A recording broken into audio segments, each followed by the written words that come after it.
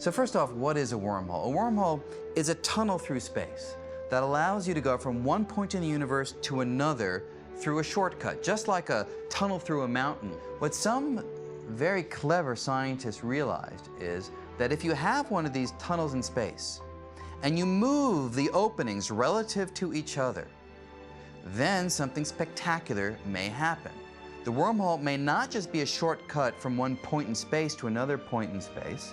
It may be a shortcut from one moment in time to another moment in time. You may be able to pass right through from the future to the past or from the past to the future. That's the basic idea.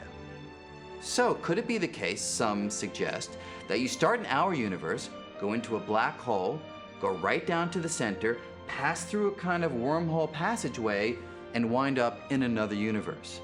A totally hypothetical idea, an interesting and fascinating one.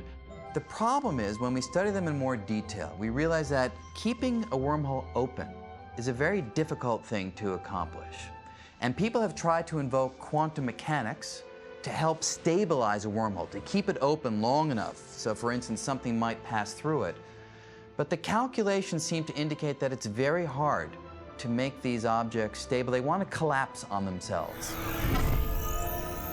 Noah! Help! Oh my gosh! So it seems to be the case that if you had a wormhole, it wouldn't stay open long enough to make it particularly interesting. That's one of the main problems. The other thing, more seriously, to bear in mind is no one knows how you'd build a wormhole. Octahedron, a cube, helix, hexagon, tesseract. The mathematics shows the possibility that a wormhole might exist fully formed somewhere in the universe. But if you told me, build a wormhole right here because I want to go from this point to this point, I wouldn't know how to do it. That's something that is way beyond our technological capacity, and that also is a big stumbling block to try to realize these scenarios.